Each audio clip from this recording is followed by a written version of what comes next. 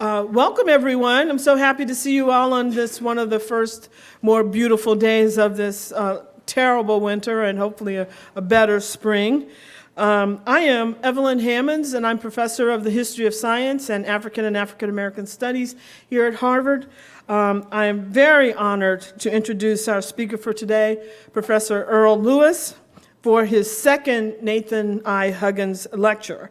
The entire series is entitled Exiting Slavery, Entering Reconstruction, and Enduring Jim Crow: Understanding Mental Illness and Mental Health in Black Communities from the Civil War to World War II.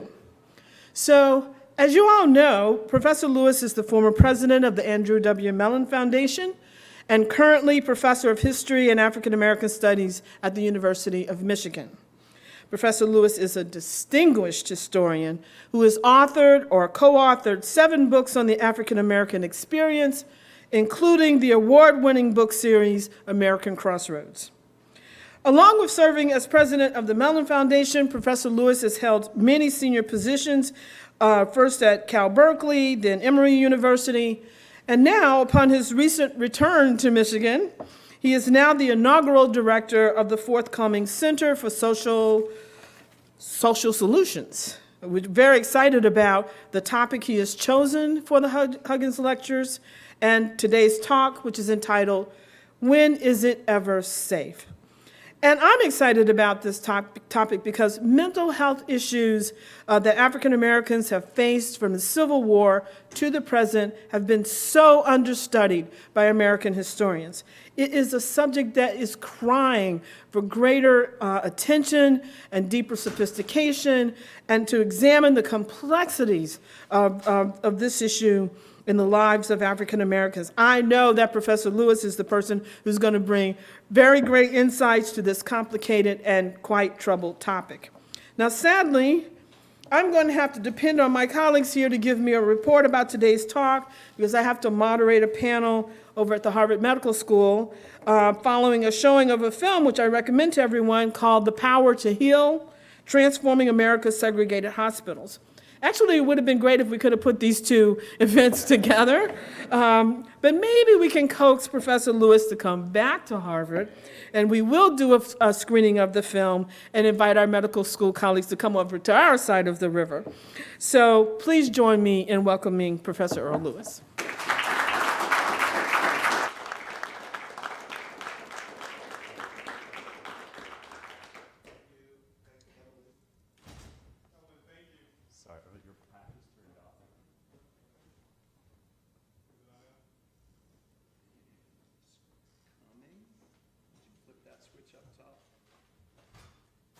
How's that? There we go.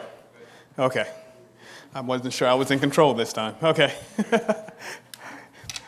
Evelyn left, but I wanted to thank her for that introduction, and thank you all for coming to this second lecture on African Americans. I'm going to jump right into it. In I Know Why the Caged Bird Sings, Maya Angelou recounts the horrors of a childhood assault so scarring in its thoroughness that it took the one thing the world would later count on her to give: her voice. For years, family and friends mistook her silence for slowness, the telltale sign of a faulty mental acuity. This assault piled on top of the stings and hurts of color and looks prejudice Black folks in Stamps, Arkansas meted out to one another daily, and wore like hand-me-down coats that at times fit too well and at other times not at all. Gangly, awkward, and a few shades darker than the preferred, the young Angelou, then Marguerite Johnson, learned the harsh lessons of growing up Black, female, undervalued, and vulnerable in a Jim Crow world. Slavery had passed. America now boasted its industrial prowess. Yet, raping a Black girl had few consequences for most Black or white men in the law's eyes, whether in Stamps or St. Louis where the incident occurred. After being sentenced to a year and a day but serving less than a day, her assailant, the erstwhile boyfriend of her troubled mother, was set free. Blessed with the double irony of the name Freeman, the accused died a day later, most likely killed by Johnson's uncles. Marguerite held herself culpable for both the assault and the man's death, believing her voice had killed him. She stopped talking for 5 years. Scholars of African American women's history have called this situational loss of self dissimilance, to note the fracturing effects of racism and sexism on one's personhood. My first lecture invited us to explore the institutions built on the eve of the Civil War and developed during Reconstruction to house and care for Black people deemed insane. With a focus on one institution, Central State in Petersburg, Virginia, we gained partial insight into the range of afflictions, the kind of care, the variations by gender and in outcome, and other factors experienced by those committed to a late 19th century asylum. Yesterday, the focus was mental illness. Today's lecture moves forward in time and examines attempts by African Americans to hold on to their sanity, in spite of the ugly maturation of segregation or Jim Crow. Wage imprisonment, racial violence, internalized racism, and arbitrary events conspire to create an unsafe world. Individually and collectively, men, women, and children crafted strategies to help them avoid time in the nation's central states. They were not always successful, obviously, but a reexamination of the strategies they developed helps us understand how so many, even imperfectly, survived segregation and built full lives, which I offer as one way of thinking about pathways to mental health. By the time Marguerite Johnson entered the world, racial segregation had been midwifed, nurtured, and grown into a mature system of power and difference.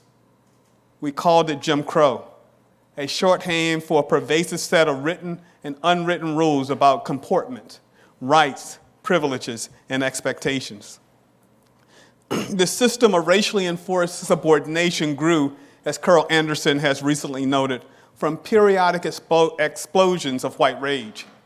Each time African Americans asserted themselves and made overtures that suggested an equal station in America, white rage followed. On any given day, especially though not exclusively in the South, a Black person's failure to interpret the codification of this rage correctly could lead to a stern rebuff, a beating, disfigurement, rape, even death.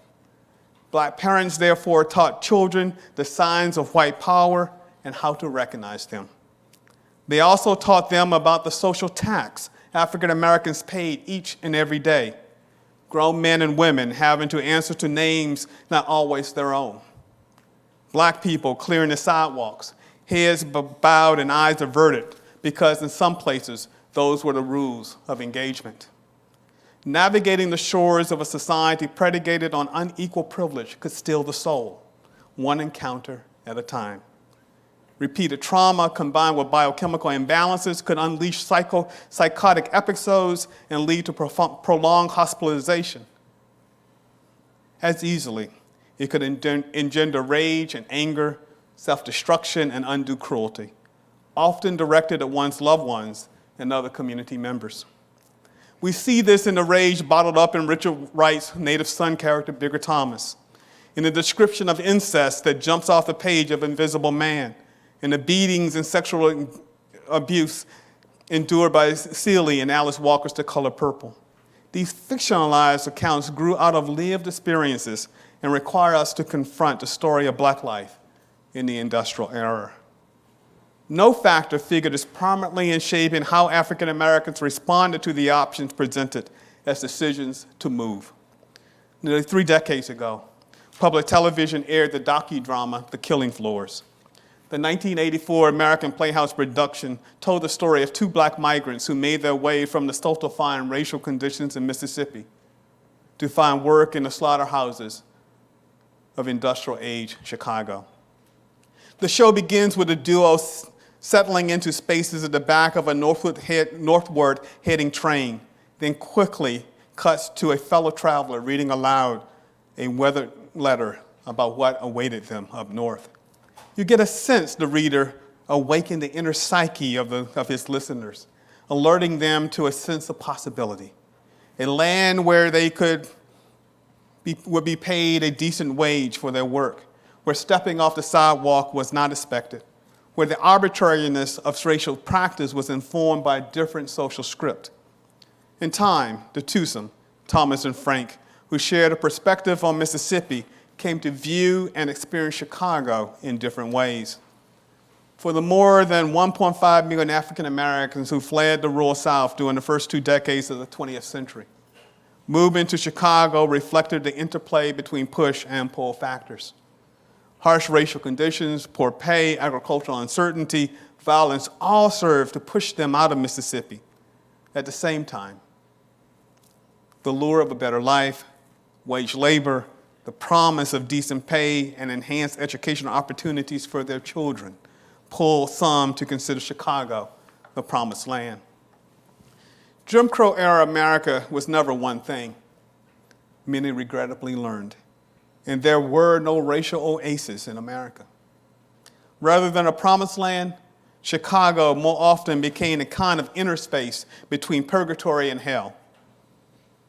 Frank and Thomas and their real-life counterparts discovered usually as landlords determined to hem migrants into a few contained blocks, later labeled ghettos. They found union halls hostile to their arrival and white workers, immigrant and native-born, who viewed them all as strikebreakers and job seekers. While lynchings were uncommon, neighborhoods and public spaces were as vigorously policed in the urban North as they had been in the rural South, as the events that precipitated the 1919 Chicago race riot attested. Yet, notwithstanding the conditions on the ground, nearly 3.5 million African Americans relocated between 1900 and 1950. 3.5 million.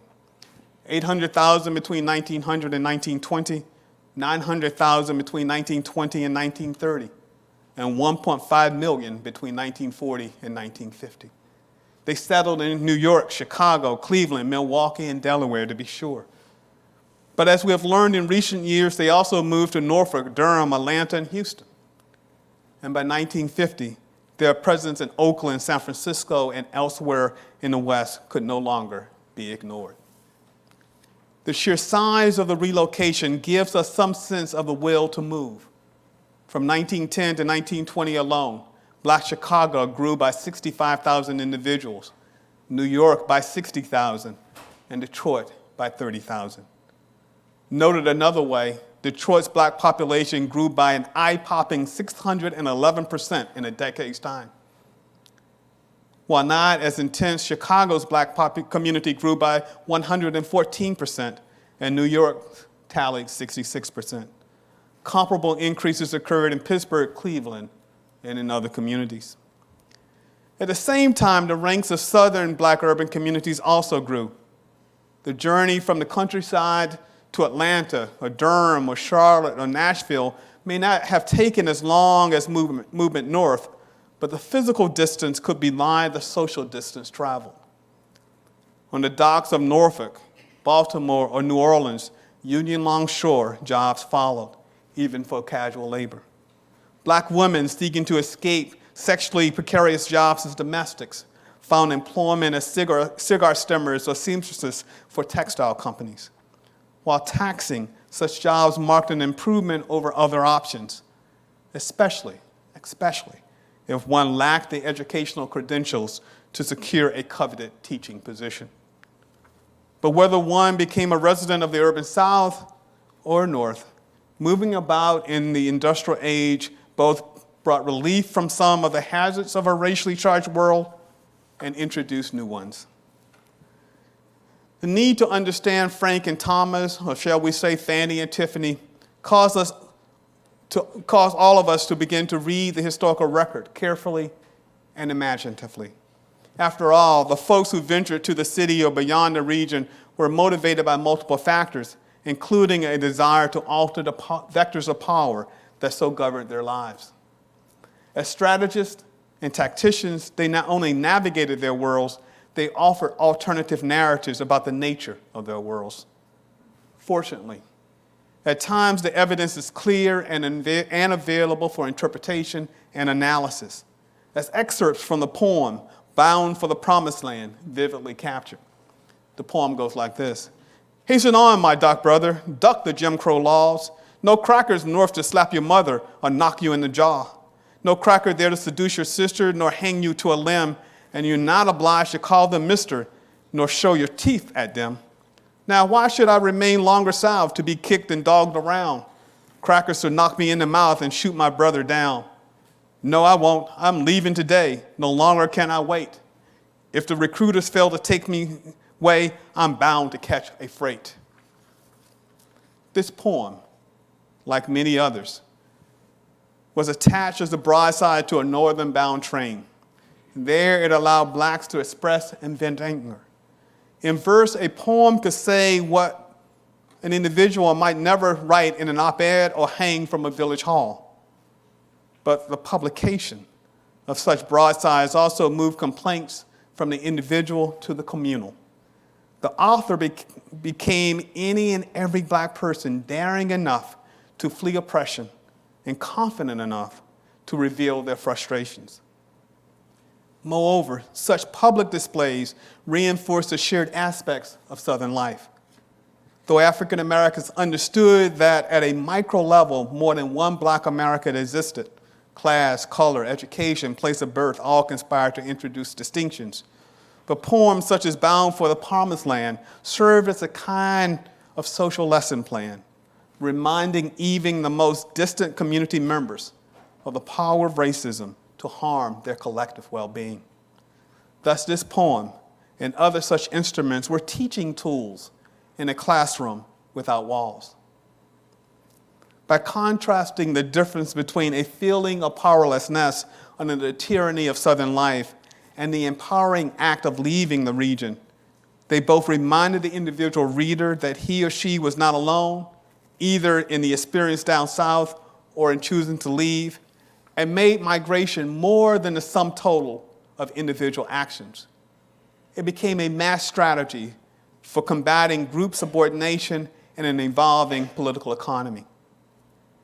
Both of these interventions help protect the psyche, soothing the sense of alienation that results when one perceives ugly things happening to oneself alone, and offering hope that there was a collective way out. This is not to say that leaving one's family for weeks or years at a time was ever easy.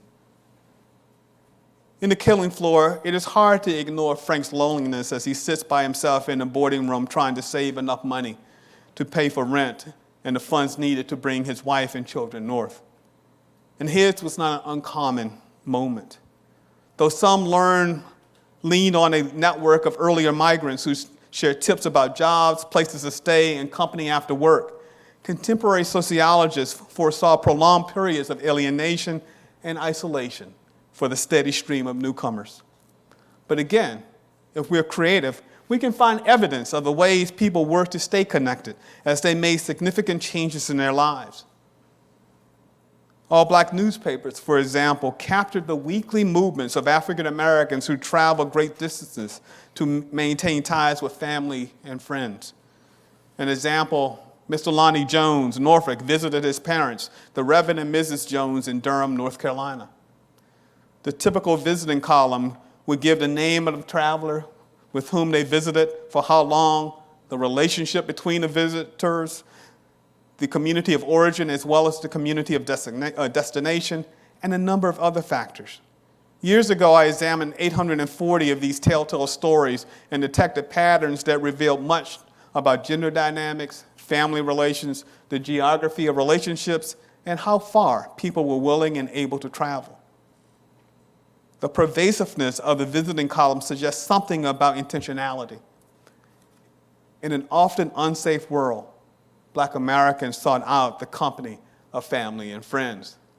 Now, I would note, parenthetically, and as an aside, family contact could also bring with it reminders of old hurts, troubles, and losses. Family was a complicated thing in the past as it is today.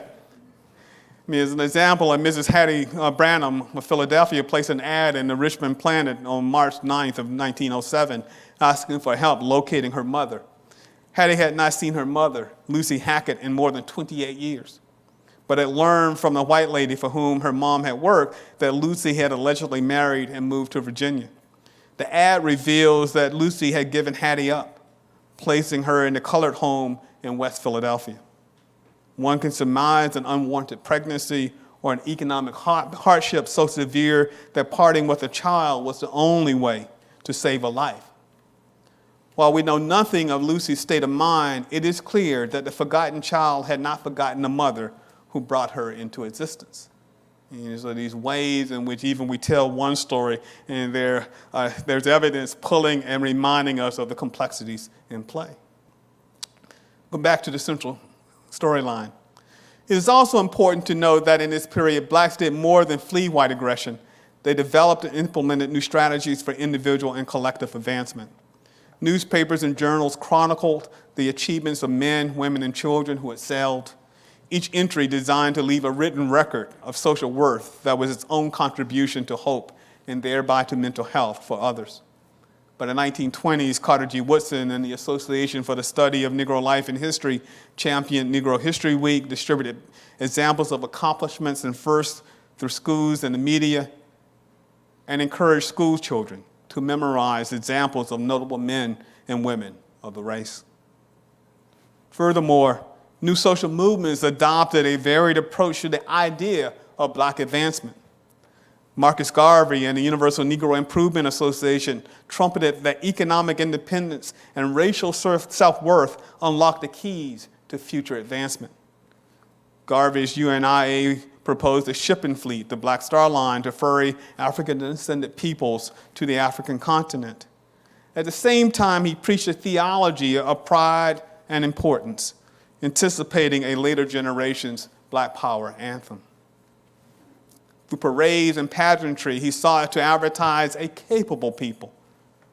His Sunday services and local chapters across the nation allow followers to practice one kind of religion in the morning and another in the afternoon, with the latter involving women in key leadership roles. This theology of uplift galvanized black communities in the United States, the Caribbean, and Europe.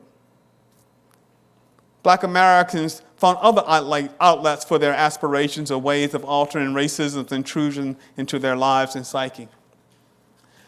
Ida B. Wells Barnett, Mary Church Terrell, W.E.B. Du Bois, Booker T. Washington, and scores of others spoke less of leaving America and more of changing and improving America.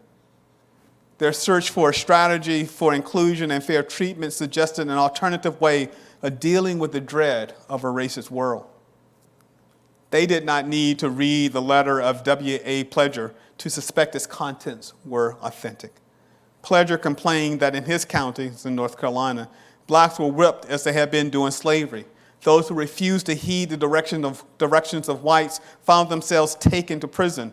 And while few had their persons directly attacked, many felt the pressures of having their property taken and their livelihoods constrained.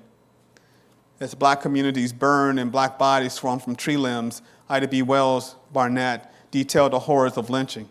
As segregation's logic took shape, Booker T. Washington called for social separation and economic collaboration, all the while building Tuskegee Institute into a formidable and enduring institution, and privately lending resources to undermine the system he seemingly endorsed.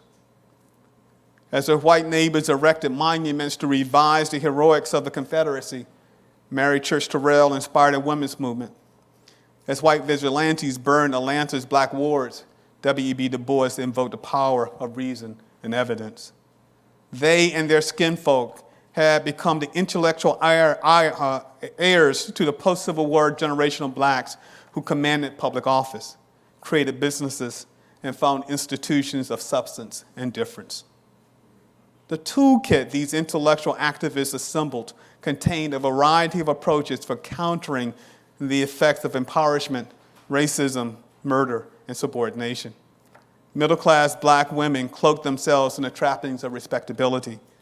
Dress, demeanor, speech, and comportment reigned supreme in their teachings and instruction. Many of them cringed as newcomers to cities such as Cleveland donned bright clothes and answered in loud voices while traveling the streets of the city by the lake. Terrell's National Association for Colored Women hoped to showcase a race lifting as we climb. Education also figured prominently in the toolkit. Although scholars and contemporaries would make much of the ostensible differences between Washington and Du Bois, both viewed either training or education as essential to advancement. In an industrial order, the marketplace called for mechanics, bricklayers, teamsters, and manufacturers, as well as doctors, lawyers, and teachers. Moreover, the times called for a network of social service and social justice agencies, each fighting for opportunity and fairness. In the fight for justice and fairness, few loom larger than the National Association for the Advancement of Colored People, the NAACP, and the National Urban League. While different in approach and emphasis, each fought, one fighting legal restrictions and rank racism, and the other economic and employment exclusion. They were surrounded by a variety of churches, fraternal orders, and lodges and mutual aid societies. As a collective, they offered direction, material assistance, legal aid, traveler's protection, and hope for the men and women moving about in search of a better life. At the same time as one group of men and women built organizations to advance the race, another sought to transfix, transform, and transport their peers through music. And this too helped Black Americans handle the challenge of the Jim Crow era. It was not just the words that transported the listener, but the rhythm and the beat of the music. Moreover, the blues mimicked the call and response patterns of Black spiritual life. Often labeled the devil's music and consigned to the gin joints and honky-tonks, the blues served as a running commentary on life in an industrializing Jim Crow America. Love and loss, pain and suffering, big dreams and failed aspirations all found a home. When Mamie Smith sang the Crazy Blues in 1920, she did more than fill a hit. She told a story. I can't sleep at night. I can't eat a bite because the man I love, he don't treat me right. He makes me feel so blue, I don't know what to do. Sometimes I sit and sigh and then begin to cry because my best friend said his last goodbye. Smith sang the tune and Perry Bradford composed the song. What is this song about? At first glance, the lyrics tell a story about the interior of Black life. The first line hints of depression, as does the second. Can't sleep at night, can't eat a bite. Even with the realization that her man doesn't treat her well, the singer can't escape heartache because she loves him. But when heard more than once, the song comes to be a statement about feelings, life, and how both the singer and the audience learn to cope with disappointment and personal pain. Repeated listening to the tune might transfix, but it might also surface the resolve to transform. Read that way, the blues joined the arsenal assembled by Blacks to ward off the debilitating effects of life in a Jim Crow America. The stories told in the blues range from expressions of frustration to indictments of the social order. Kaka Davenport crooned in 1927 about the vagaries of life in the South in the Jim Crow blues. I'm tired of being Jim Crow, gonna leave this Jim Crow town. Doggone my black soul, I'm sweet Chicago bound. Yes, I'm leaving here from this old Jim Crow town. I'm going up north where they say money grows on trees. I don't give a doggone if my black soul is free. I'm going where I don't need no baby. And you're going to almost hear the rhythm there. Similar to Frank and Thomas referenced earlier, Davenport imagines a Chicago where money is available and he can be himself. He is smart enough to know that legal freedom is not the same as being free. He seeks the freedom of being dependent on no one besides himself. Many songs juxtapose the bigotry of Southern life with the promise of Northern wage labor. As Amiri Baraka reminded us in Blues People, word about opportunities circulated throughout Black communities. Newspapers, Pullman porters, returning relatives, and letters mentioned Harlem's delights, Chicago's cold, and Detroit's Ford Motor Company. For example, blind Arthur Blake put his talents as a songster and a chronicler to the test in Detroit Bound Blues in 1928. I'm going to Detroit to get myself a good job. I'm going to Detroit, get myself a good job. Try to stay around here with the starvation mob. I'm going to get a job up there in Mr. Ford's place. I'm going to get a job up there in Mr. Ford's place. Stop these eatless days from staring me in the face. When I start to making money, she don't need to come around. When I start to making money, she don't need to come around. Because I don't want her now. Lord, I'm Detroit bound. Over time, a number of blues songs featured Detroit and Ford. In fact, the name Ford became synonymous with Northern opportunity, and the Ford Model T was one of the first automobiles blacks could purchase, the poor man's car. Later on, it'd be called Fix or Repair Daily, but then it was the poor man's car. The car, in fact, became a symbol of freedom, from walking, from being tied to a place, from the limits of one's immediate condition. As Gretchen Soren detailed in her important dissertation, Keep Going, automobiles marked African Americans as both wage earners and consumers. The car freed people from the indignities of service on a Jim Crow train and gave the driver the ability to move about. It also created jobs as chauffeurs and livelihoods as resort owners, restaurateurs, hotel owners. The car became a symbol of prosperity and a means of escape, an additional route to black advancement, and a tool by which men and women told stories about their success at a glance. Indeed, though moving about in Jim Crow America was never easy, white establishments refused service, jealous whites might attack, and police scrutinized driving while black from the beginning. The number of black drivers, nonetheless, continued to grow with as the overall buying power of the black community expanded. Clearly, the sense of controlled driving could lend cannot be dismissed. It was worth it to come up with strategies to avoid uncomfortable and potentially dangerous encounters at white-only restaurants and businesses just to preserve the ability to travel, to move about. So grandmothers would cook full meals to be eaten along the highways, at picnic benches and and throughway oases.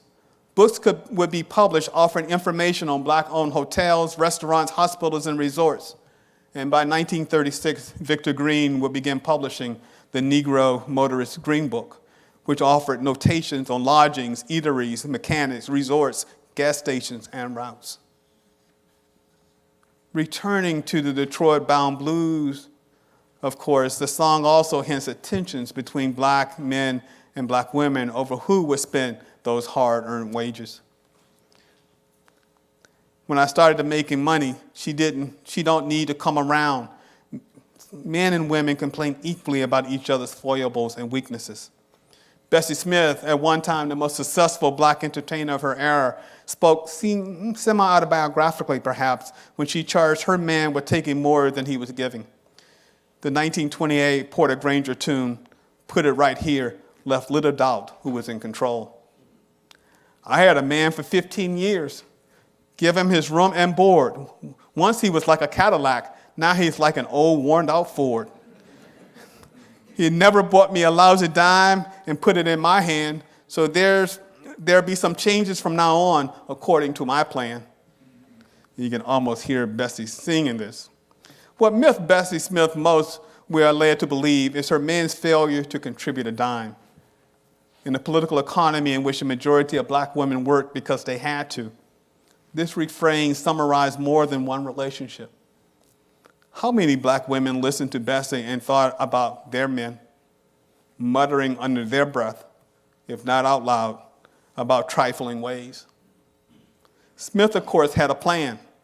No money, no solace. She had served notice. If some blues songs suggested that life really was better up north, others held out a more discouraging truth. You're going to find some Jim Crow every place you go. Let's take a moment to remind ourselves of some of the brutalizing aspects of this system. Working on the land as sharecroppers or share tenants left many on the margins of prosperity. Fearful of competition, whites across the South and Central Plains thwarted black advancement with outright theft, racial intimidation, false imprisonment, and violence.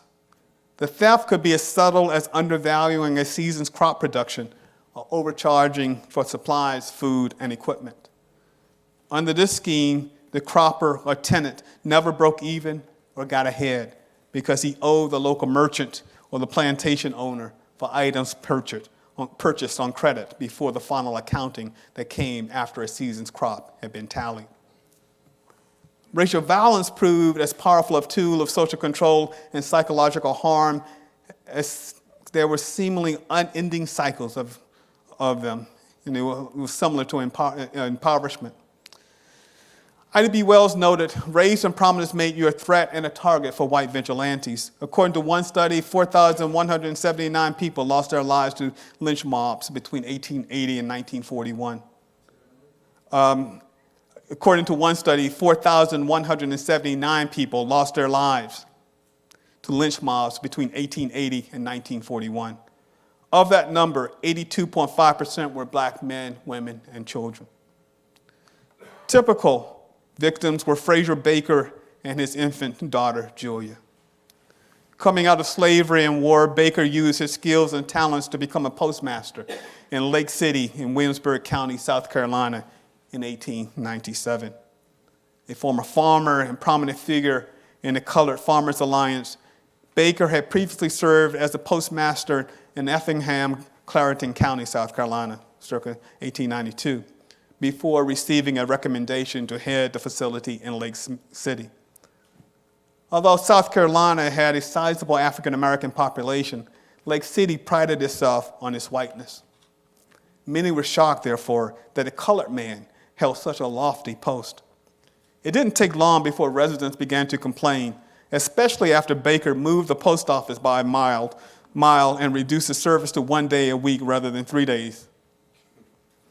Townsfolk charged he was impolite, lazy, incompetent, and didn't know how to speak to white women.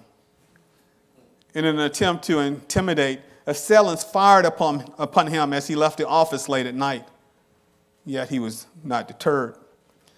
When petitions to federal officials and warning shots didn't force his departure, a mob set his home on fire.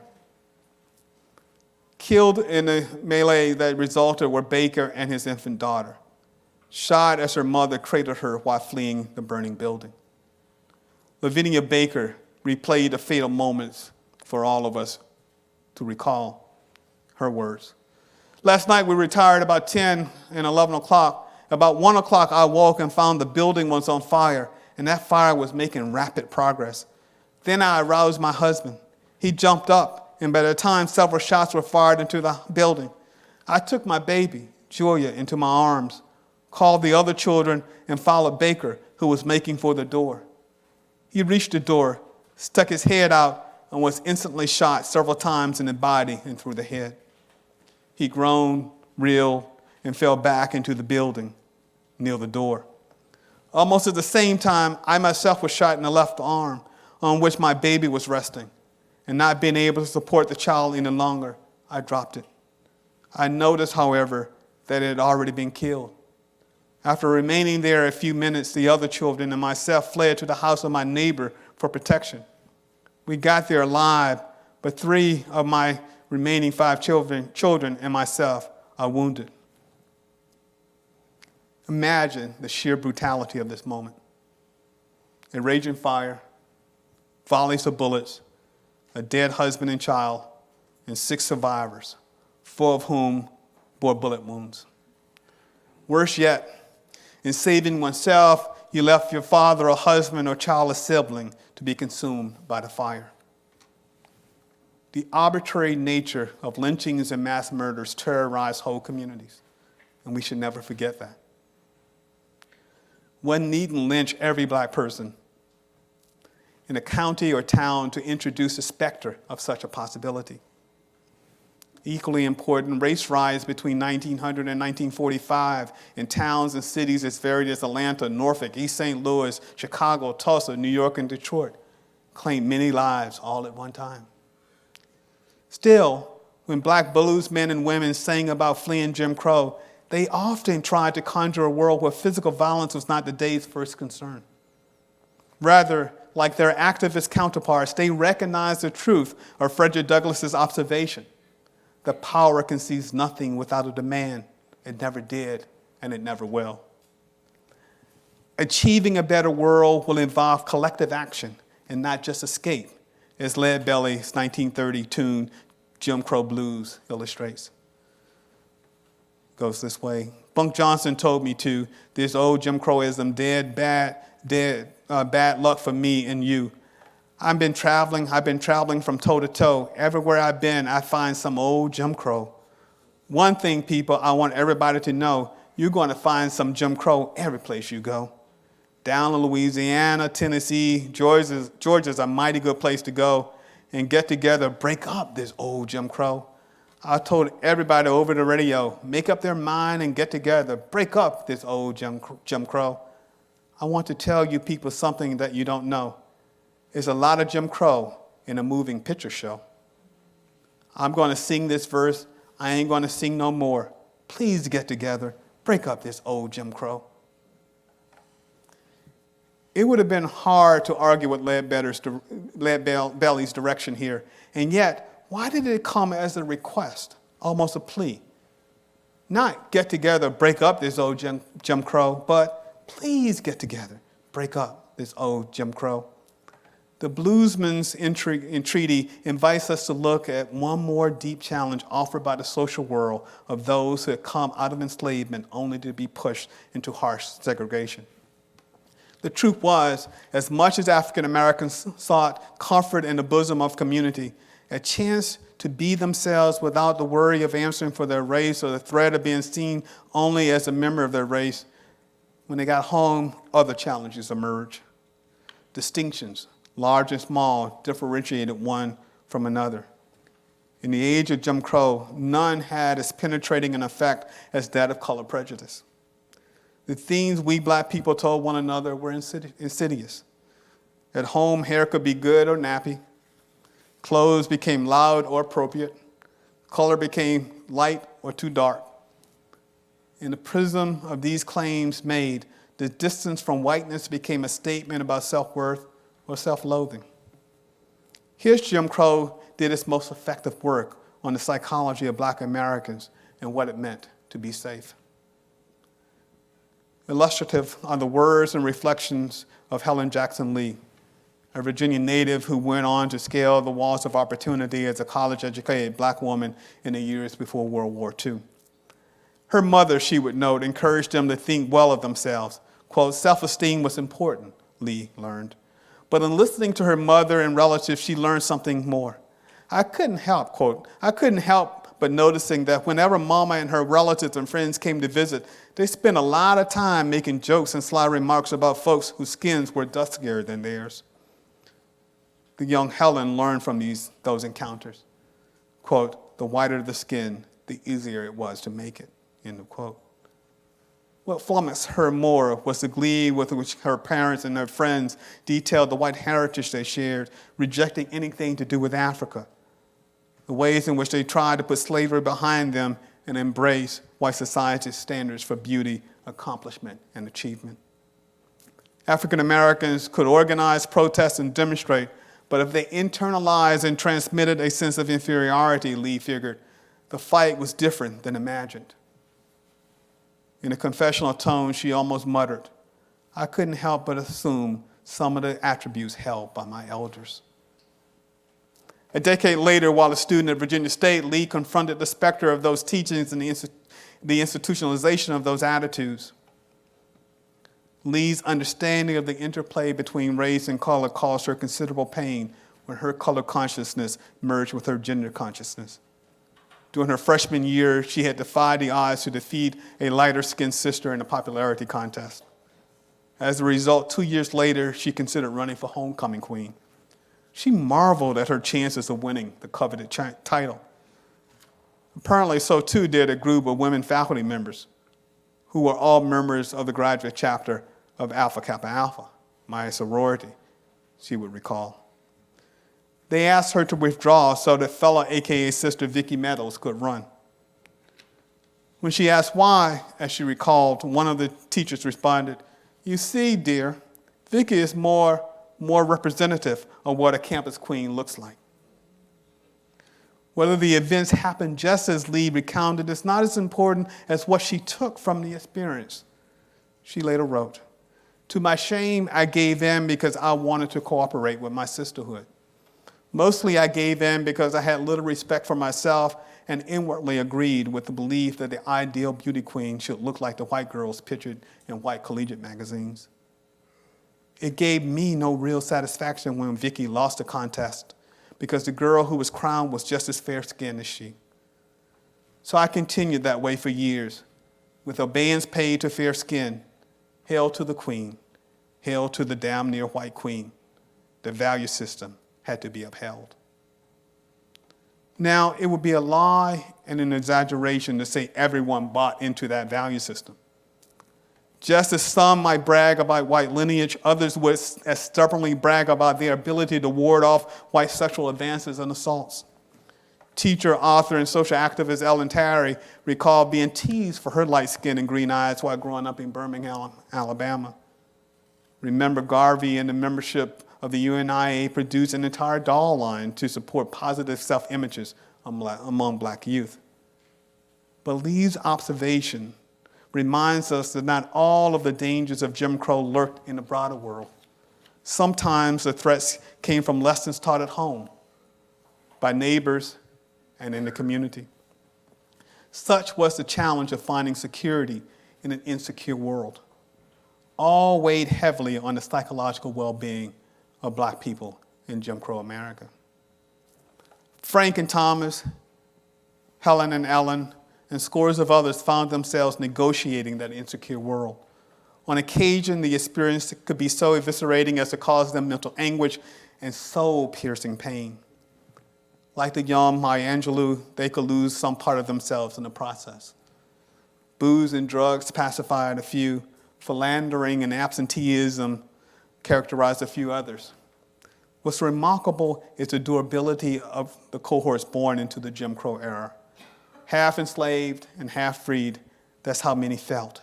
Yet the same culture that produced self-hatred produced the Harlem Renaissance.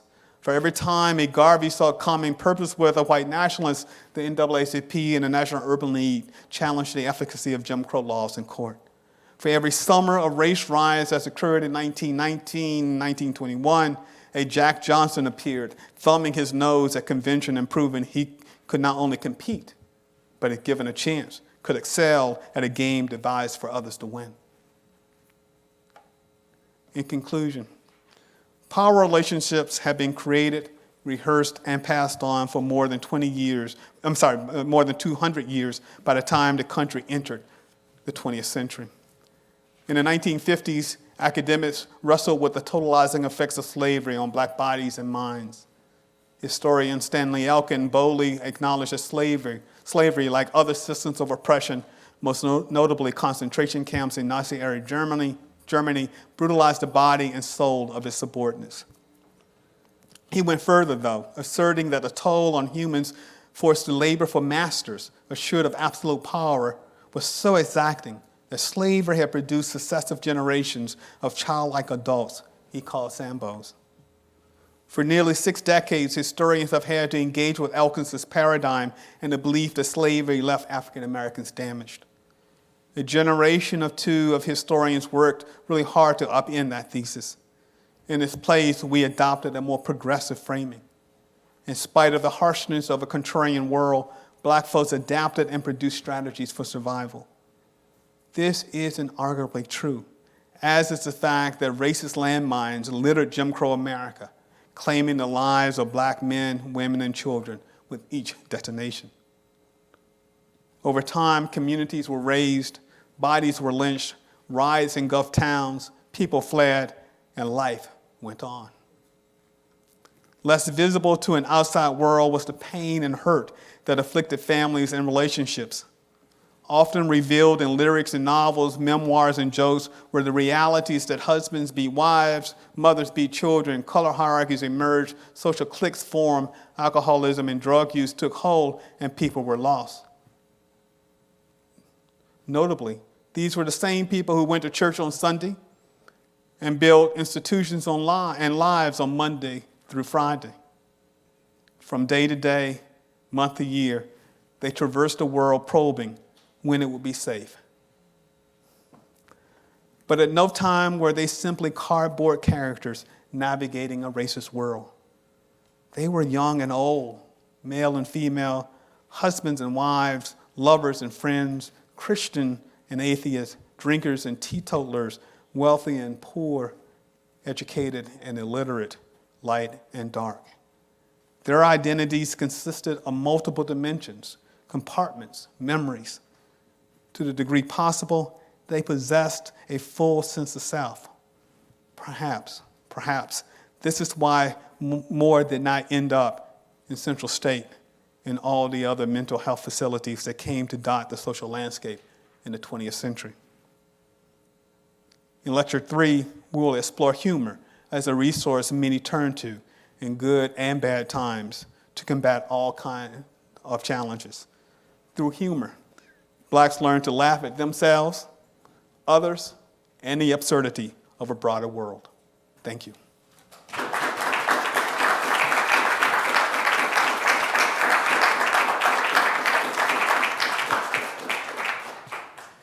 And I think I know the script, so the questions. No, that was great, Earl. Thank you. Thank Thank you very much. Questions and comments, but you got to wait for the microphone, young man. You got to wait for the microphone because you're being taped. But I'm going to ask the first question. Okay. So I took my first Black History course in 1969, and that was at Yale, as you know, and it was. Very much the subtext was doing a tap dance on Stanley Elkin's head. Yep. Because of the Sambo thesis. Exactly. Right? And I like the way that you didn't say this, so I'm going to put it in my own words, and then you can correct me, because you're the historian and I'm not. But there was an over-correction. I wrote once in my memoir that I went through this little phase of if I got a paddling, I would say didn't hurt to my parents, right? And it was sort of like the counter to Sambo's, it didn't hurt. That slavery didn't hurt. That we were super people and that we transcended pathology. Yeah. And that this did not produce lasting effects on our people, which is totally ridiculous. Yeah.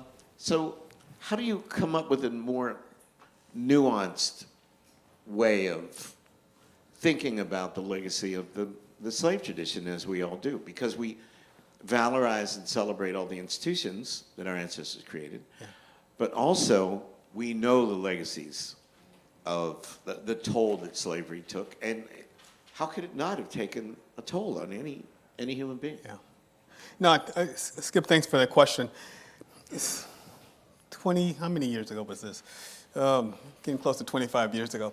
I wrote this piece to turn this on a pivot, and an essay in the American Historical Review where I tried to actually deal with that generation historiography about slavery and arguing that on the one hand you had Elkins and this idea that slavery was such a totalizing institution that had rendered everyone damaged. On the other hand, you had what I call the near total autonomist at the other end of the spectrum, and people who were beginning to argue that from sundown to sun up, there was freedom on both plantations and elsewhere for folks to carve out their own sort of psychic existence. In between, you have Genovese with an argument, and Tom and Cross with Fogel and Ingerman there also. And part of what I tried to say then, and what I would say now, a quarter of a century later, is that historians, in responding to Elkins, began to map this in such a way, but we ended up freezing each as the only type.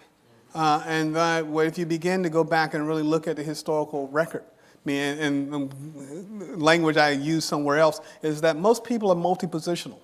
And so if you think about how you craft your own identity, is that who you are in a given situation is always relational.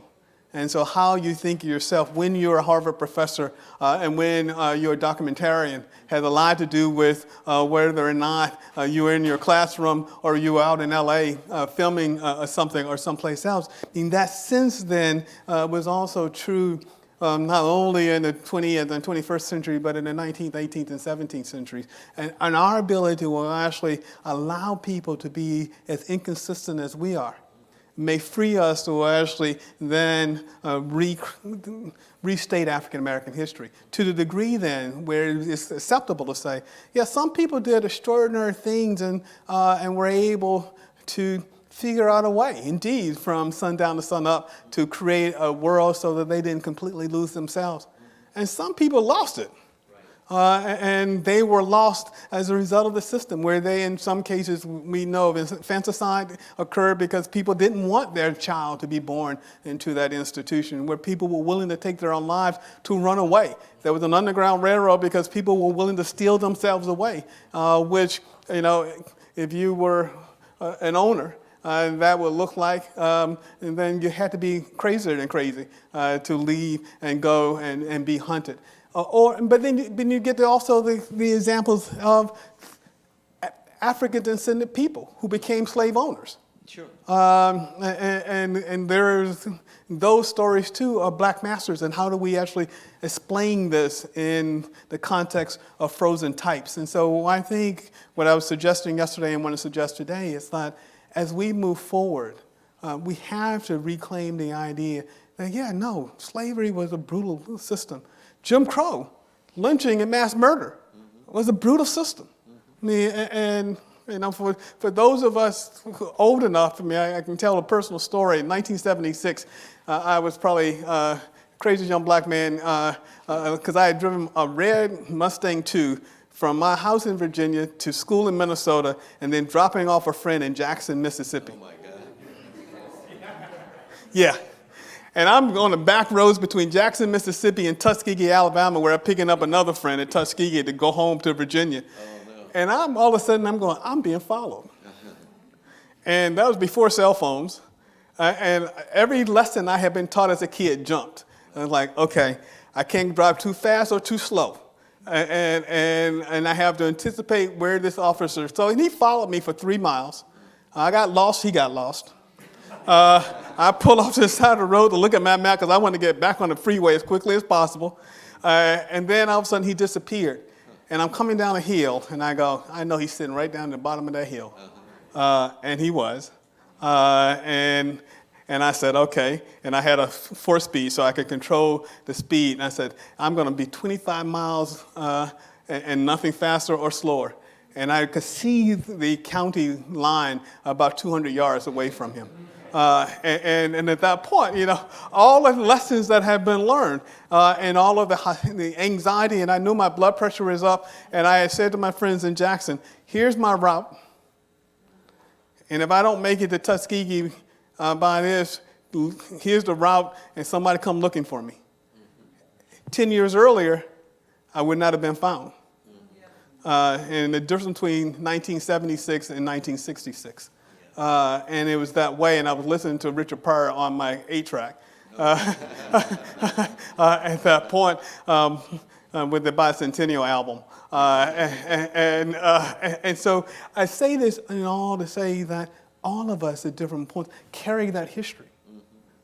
Because those were the lessons you learned to be able to survive in a world that often felt unsafe. Okay, yes. You had your hand up. Did you get a microphone? I did. I got one. Can everyone hear me? Yes. All right. I'm loud enough, but I mean, No.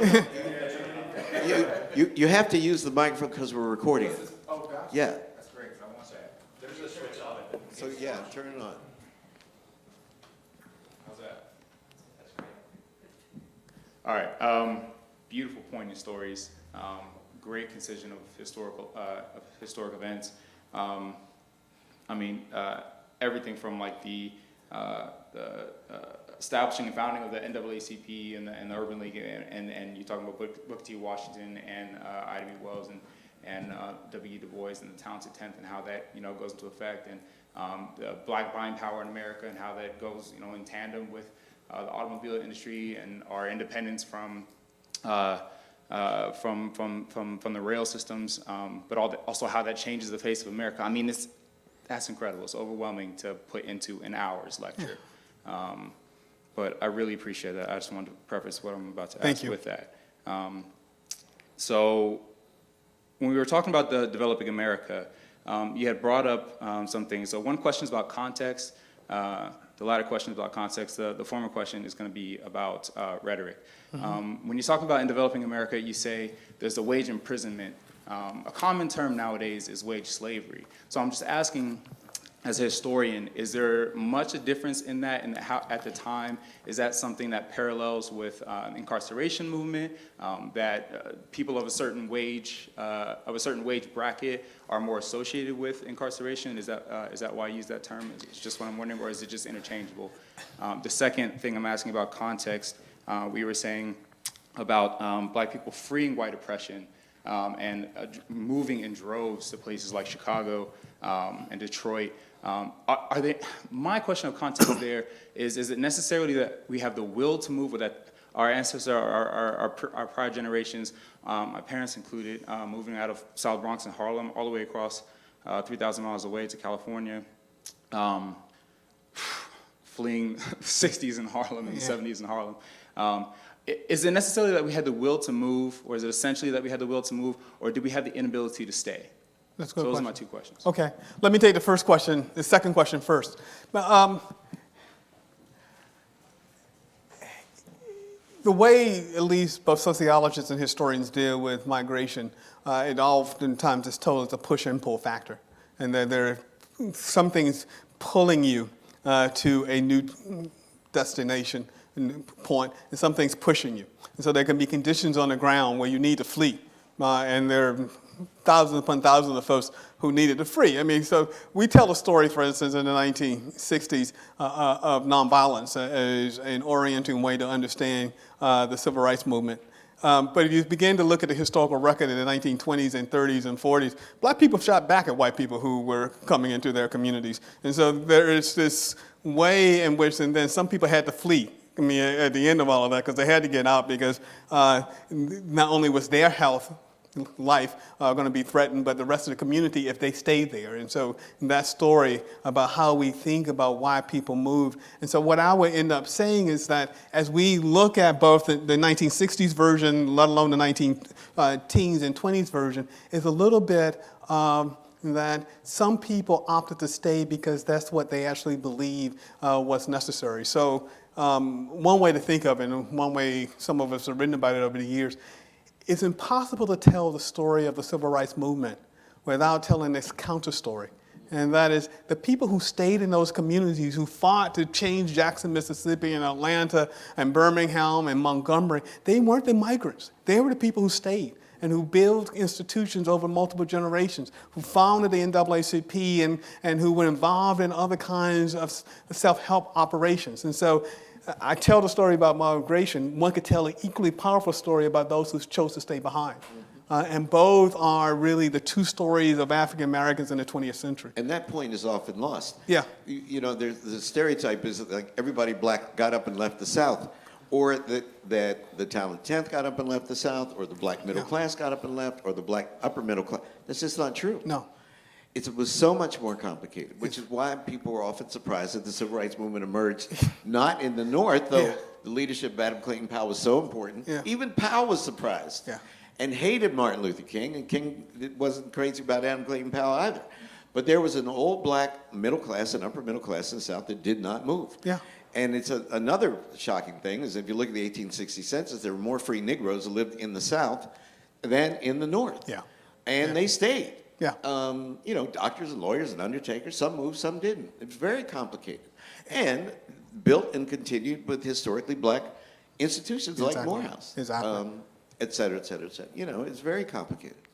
Evelyn? No, let me get to the wage and pass the microphone. Yeah, the wage and slave imprisonment. Here's the reason I use instead of wage slavery, rather wage imprisonment, because wage slavery suggests that people were so tightly bound that there was, and slavery as it evolved in the United States was a system that was passed on intergenerationally.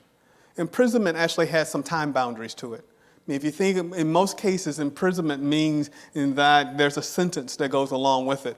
And then at some point, you actually may be able to get on the other side of that sentence. And so I actually intentionally use wage imprisonment here because if you begin to look at the ledger books, and you realize that there were some years where people actually made a profit. And in fact, it was so much so that they couldn't keep them in tow. And so you read the stories of not just individual migrants who go, but whole families who pick up and go. And they get an old jalopy, a car or truck, and they use the proceeds to buy something so to move on. That, to me, was more akin to wage imprisonment than wage slavery. And so it's probably a very fine and subtle distinction, but it's one of the ways in which here I think the rhetoric does mean something because it connotes something about a different set of opportunities for individuals in different parts of the South as well as the North. So it was a conscious attempt. Evelyn, you have a question?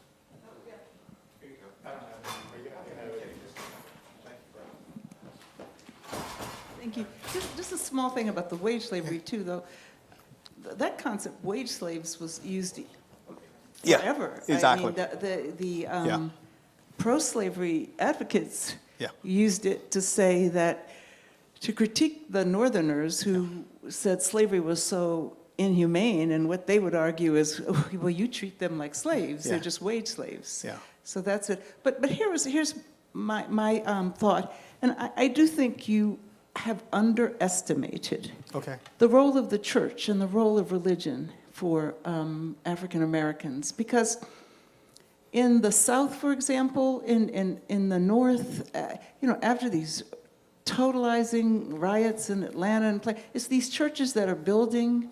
Yeah. They are the most independent organizational forms, and they are the places where the schools begin. They are the places. Ida B. Wells, when she's writing out of a church newspaper, Memphis Free Speech. The churches also gave people the blues, because there is the gospel blues. So when you think of a song that gets people out of the dumps, I think of Take My Hand, Precious Lord, which is written by a man who used to write the secular blues, but now Thomas Dorsey is writing the other blues.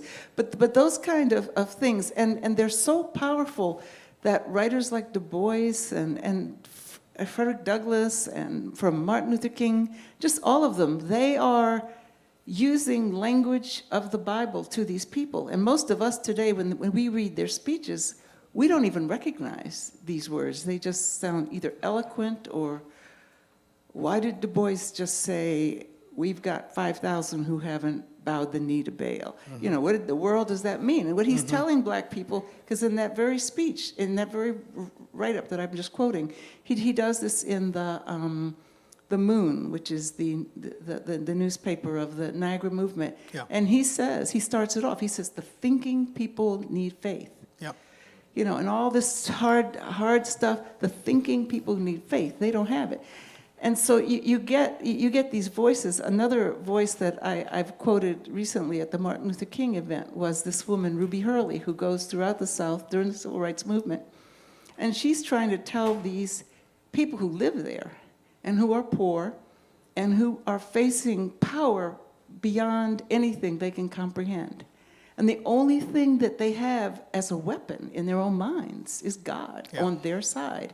There's so many testimonies like that, both collectively and individually, that it's really important to see that it is their faith in many ways that, even if you don't believe it, even if you don't personally believe in their faith, they believed in it sufficiently to know that there was something righteous about themselves.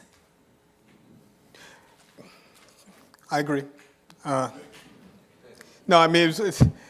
think if you're trying to write an hour and what you leave out, that was one of the big ones that I've left out.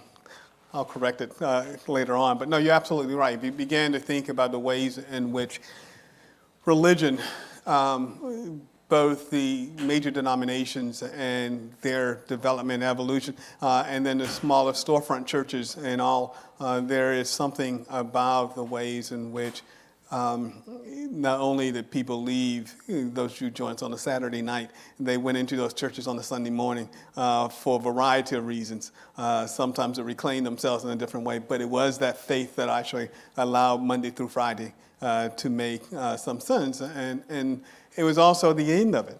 I mean, where in those moments of horrible crime and loss, it was a church that was not only the gathering place, but it was also the place where you truly could seek sanctuary from what had happened to family members and others around you.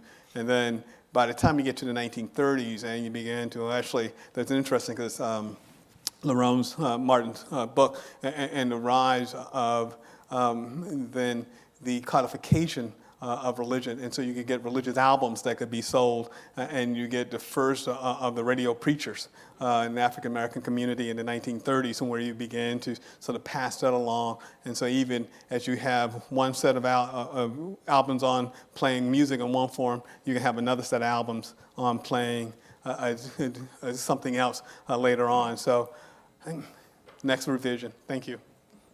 So my question.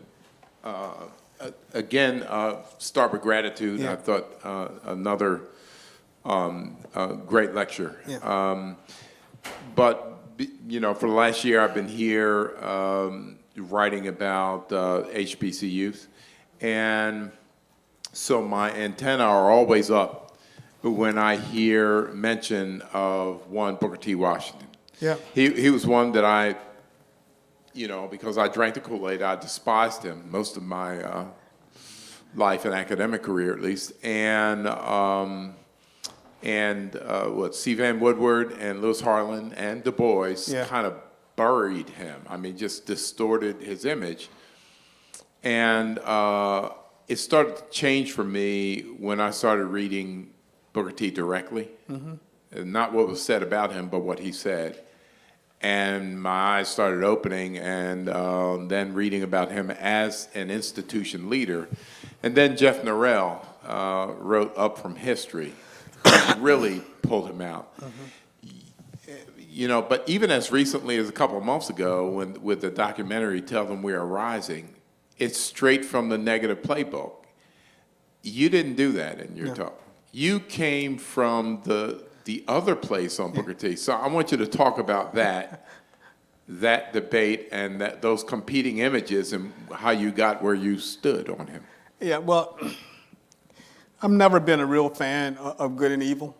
And the way, and most of the people I know are far more complex than that. So even with Lou Harlan before he died, and the Washington papers, let alone the two-volume biography, I thought even he had begun to resurrect a little more complex and textured notion of who Washington was vis-a-vis the cardboard sort of references. And part of what I have always wanted to do is to get historians and colleagues to shun cardboard characterizations of lived people. And I, in my own work, to the degree humanly possible, then will say, Washington, I mean, I'm a native Virginian, as you know, and so Washington, we were taught in elementary school. And so just a background. So I grew up in the segregated South. Went to segregated schools until I was in the 10th grade, right? And so, and I can still remember there was the superintendent of schools who was white, who would come in at times into our schools just to check and see what the teachers were teaching. And so there was a standard curriculum on history and American history in my part of Virginia. And then our teachers always had a supplemental set of materials for us that we were supposed to go out and do work. And so black newspapers and black periodicals, even if we couldn't afford it, were made available to us so that we could begin to understand individuals a little more completely. Washington was one of the first. And so trying to understand how it is that a man makes it from Western Virginia into Hampton, from Hampton down to Alabama and Tuskegee, who sends his own children north for a certain kind of liberal education, but is seen as the archetype of a certain other kind of industrial education, and it's somehow that same man wasn't then more rounded and more complex. And even as an early child, we were sort of exposed to a little bit. And I was born in Norfolk. Hampton was right across the bay. In those days, you could get there in 15 minutes. And today, the traffic's too heavy. It can take an hour to get across the bay from Norfolk to Hampton. But if you go across, you realize that Hampton Institute also was born of a certain moment in American history, but yet we didn't tell the same story about Hampton that we would tell about Washington and Tuskegee. And so I was taught at an early age to resist a certain kind of shorthand for that period. And then when I went on to graduate school and then became a professor, I too got to read a little more and realize that there's no one who commands our history pages who didn't have an ego. And like any ego-endowed individual, sometimes they would say and do things that would seem contradictory.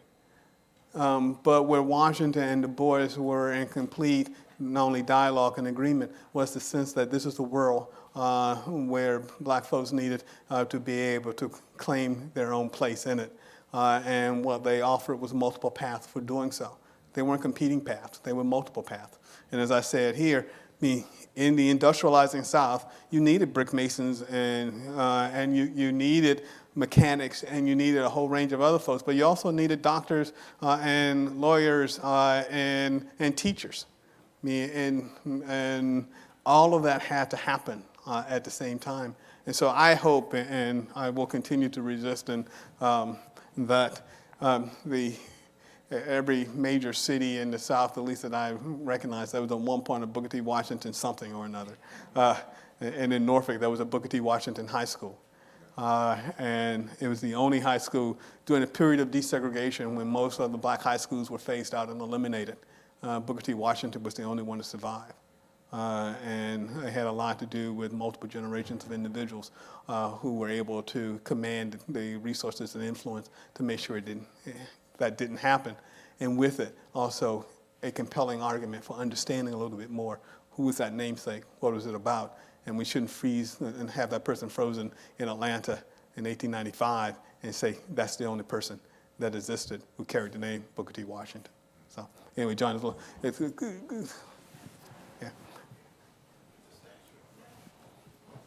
Thank you so much. This has been really,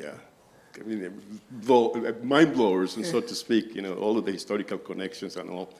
I want to go back to. I have the tendency to feel Hegelian in my thought. Yeah. Thesis, antithesis, and synthesis kind of thing. And I have heard a lot of these competing intentionalities. We're talking about, the Emancipation Proclamation. Then we go into war. See. We talk about, the 13th Amendment, and then something happens afterwards. We talk about making some progress, and then we get Jim Crow, and then the birth of the nation. And then the people with the intention of moving into a better world come up, and then we get segregation, the government. Intentionality is to keep people in ghettos and all of that.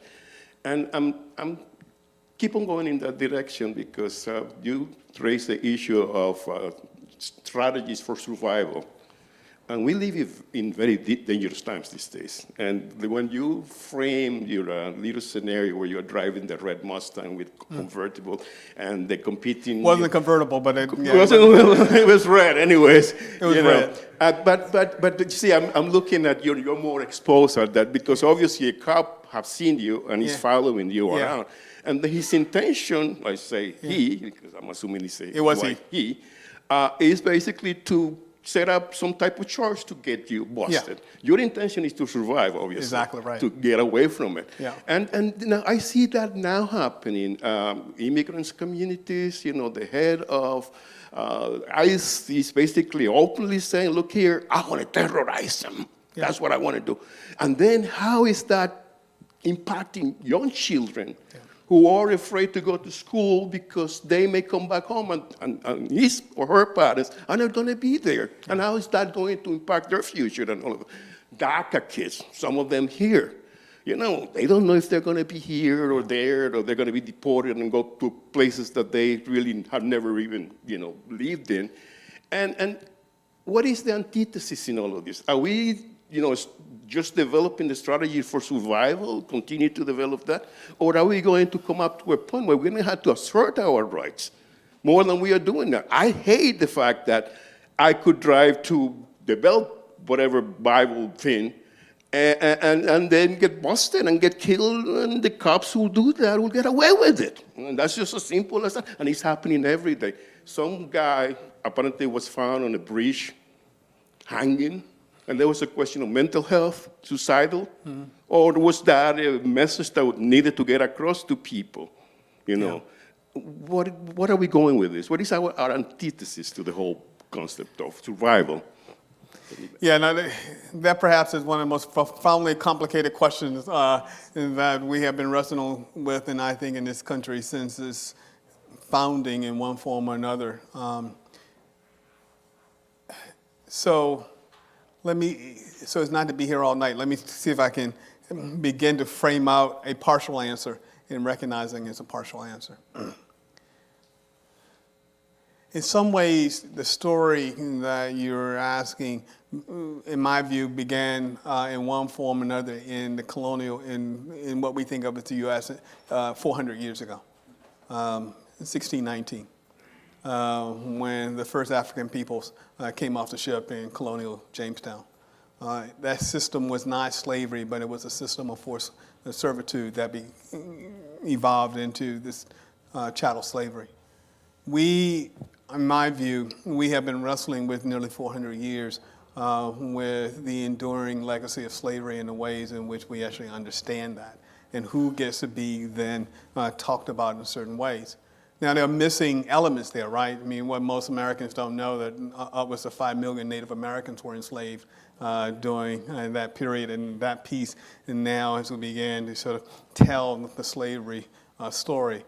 But it's my sense that as a nation, to get to the real crux of your problem, we also have to really confront the ways in which slavery continues. It not only defines the American past, but it informs and inflects throughout the American present. I mean, if you think of the institution as a political economy, dominated 60% of the history of what was colonial British North America and now the United States. And the fact to imagine that the 13th Amendment or the 14th Amendment or the 15th Amendment or a whole series of civil rights laws would make that go away is probably naive on everyone's part. And so if you read Ibram Kendi's book on sort of race and racism as an idea in its evolution, you begin to see that that system of thinking had Western and Eastern roots that moved with people over several centuries. We're still trying to confront that. So that's one part. It's ideas and the ways in which ideas and modes of organization influence behavior. Then there's this pure power. I mean, so you got people who are in power at different points in time and who are hell-bent on not surrendering power.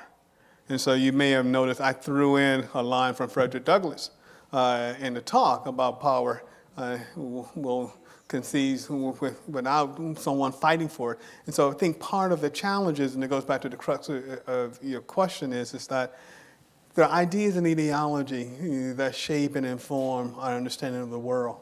There's power, and people are trying to advantage themselves vis-a-vis others in social relations.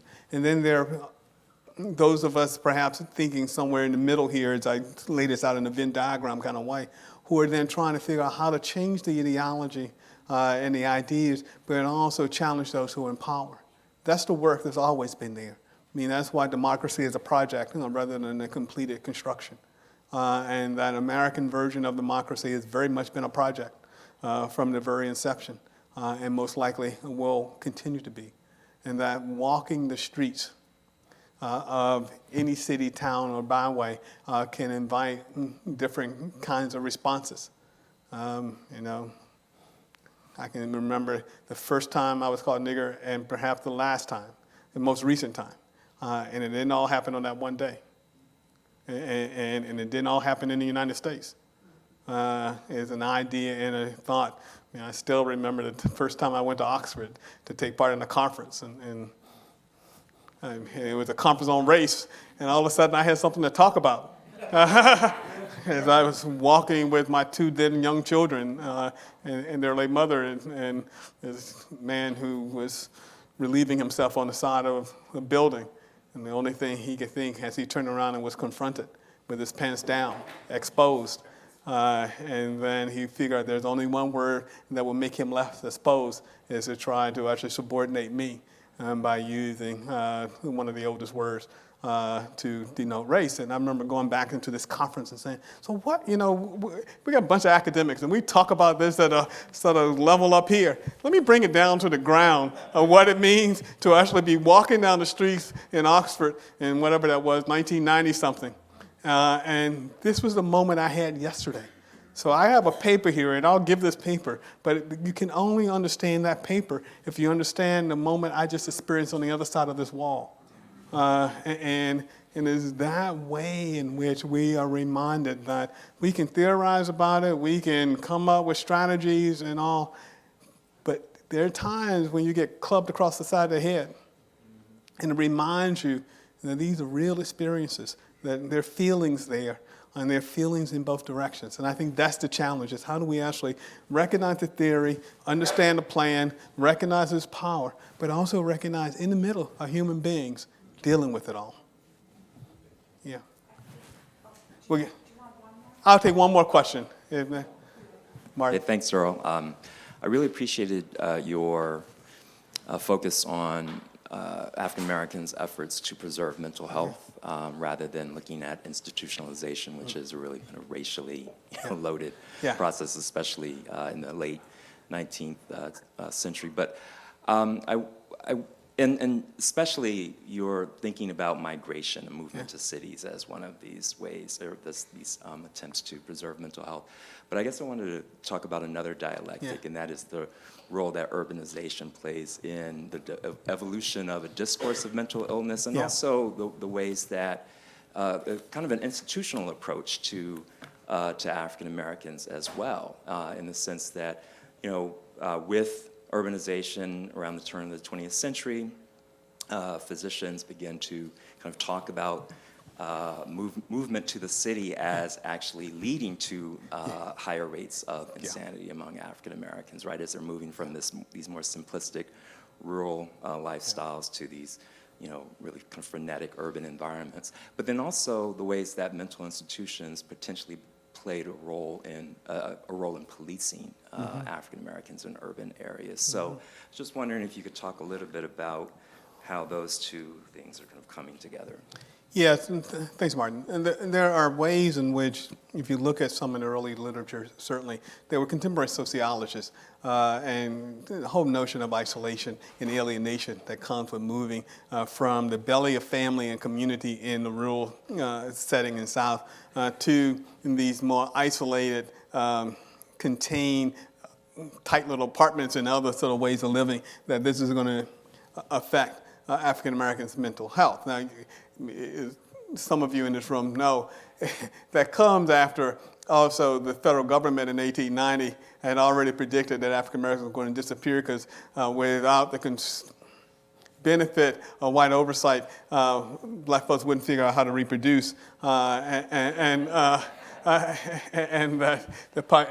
read the 1890 census as a way to suggest that the population was already declining, and that they were things to worry about. And so all of this is of a certain sort of larger thread here, in that migration, urbanization would create a certain level of alienation, that African Americans needed to be policed and controlled in a certain kind of way for their own benefit.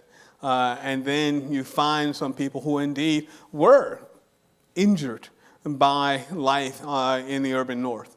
I mean, if you think of, and we talked about it, if you think about wage labor, all right, industrial time was different than agricultural time. They had a clock. You had to show up at a certain time, you had to punch it in a certain way, and you left at a certain time.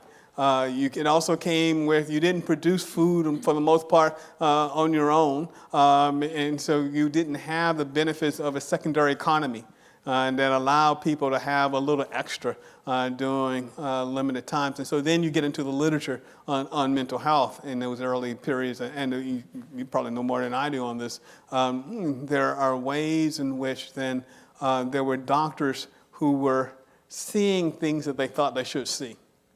And so you have that element too, where people begin to diagnose and to essentially send away because this is what they thought they would see.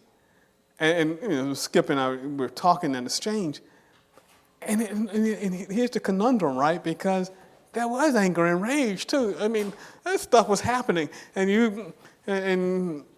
if you look at Sherman James's work on the internalization of a certain kind of subordinate status, Sherman has this whole argument on Black Henry and Henryism and the ways in which African Americans were taught over generations to outdo one another. And for those of you who know the John Henry story, right, about a black man who actually wins out over the industrial machine, so much so that it kills him. And Sherman's argument is that this gets passed on too. And particularly if you have no way to release the kind of rage and you have to figure out how to compete on an industrial order. So you begin to peel this away and trying to figure out cause and effect. The degree to which urbanization provided some with new opportunities and a new set of possibilities, absolutely. Some who found themselves then the story of, Mamie and Bessie and everybody else's blues, and these stories came out of lived experiences. And others who actually did something else. They actually went back and forth, north and south. And so the ways in which we look at short-term visits as a way to ensure that people were not succumbing to all of the hazards of life that went with migration. And we all too often read migration as a linear story from one place to the other. But actually, if you begin to look at the records, people were going back and forth to the degree possible in some kind of, if not constant, regular fashion. And that too needs to be understood.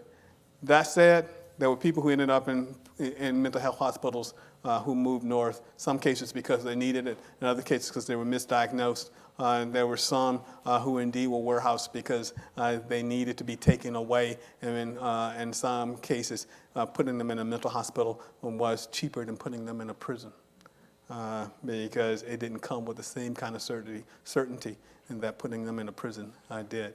And then for those who know, Martin has a book that will come out that begins to answer some part of this in the next year or two. And so these questions are important questions, and hope more in this room and elsewhere will take them on as you continue to do your own work.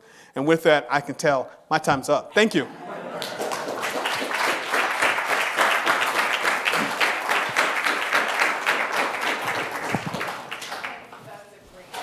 Great lecture and a great Q&A.